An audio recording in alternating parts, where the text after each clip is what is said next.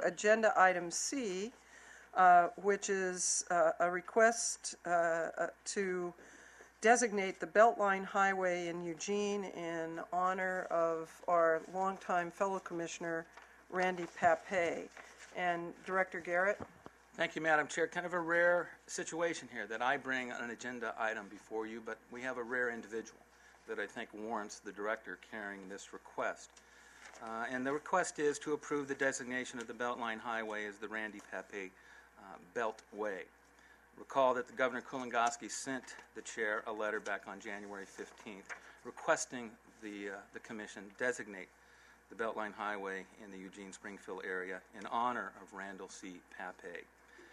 We bring before you, and I make the recommendation, that we do designate the Beltline Highway as the Randy Pape Beltway from its intersection with Oregon 126th, 11th Street down in Eugene area, to the eastern terminus just east of the I-5 at the Gateway Street here.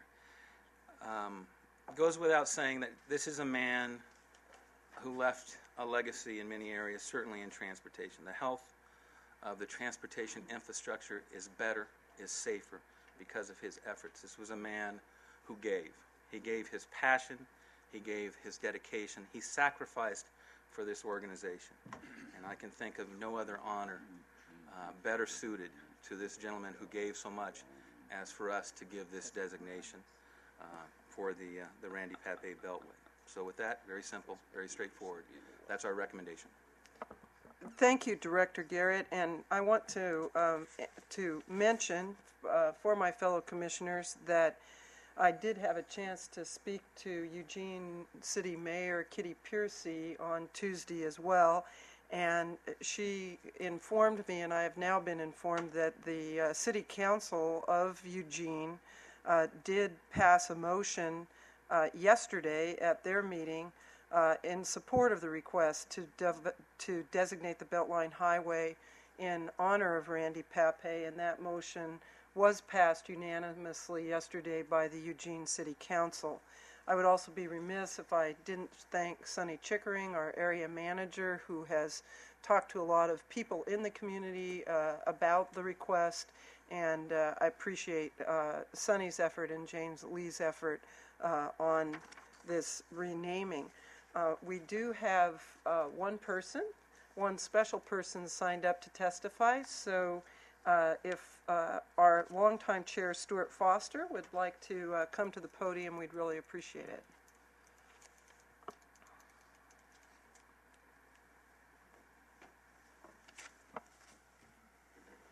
And we won't hold you to 3 minutes. Well, Karen reminded me before I came up here of the 3-minute rule. So,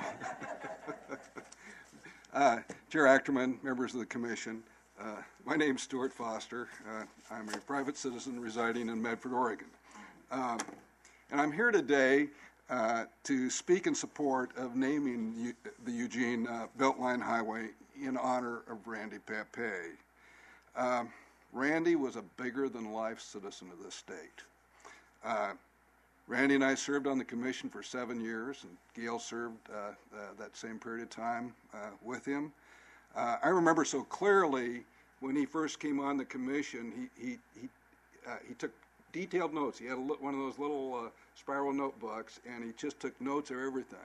And you know, some of the rest of us, me being the biggest victim of this, didn't take notes like that, and found ourselves, especially when we were new in the commission, getting our foot in our mouth a lot. Randy never did. Randy absorbed all those facts. Randy knew what he was talking about, and when Randy spoke, we all needed to listen.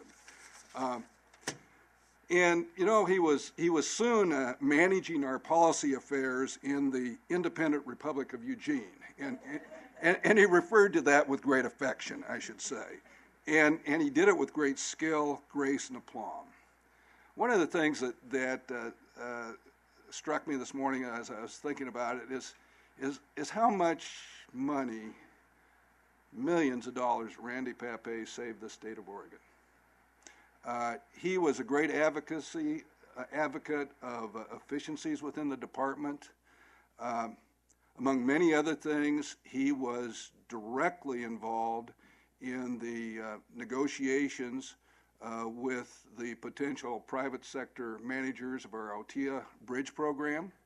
And as a result of his expertise and his skill, I think the department, I'm sure, saved millions of dollars in making that, eventually making putting together the agreement with the Oregon Bridge Delivery Project. So, I mean, he just was a delight to work with too, as any of us that served with him. Among the other the many projects he immersed himself in resolving complex issues, or he immersed himself in resolving the complex issues of the I-5 Beltline Interchange project, which was really a toughie. There was litigation. There were all sorts of things involved, swirling around that project, and he really rolled up his sleeves and went to work.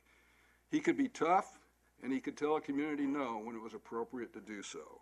Yet he usually found a way to pull diverse interests together and move forward. On the I-5 Beltline Interchange project, he hammered out a solution. And Springfield, Eugene, Peace Health, and the state are better for it. And there's another example of him saving money, the unequivocal commitment of Peace Health to contribute to the funding of that I-5 Beltline project.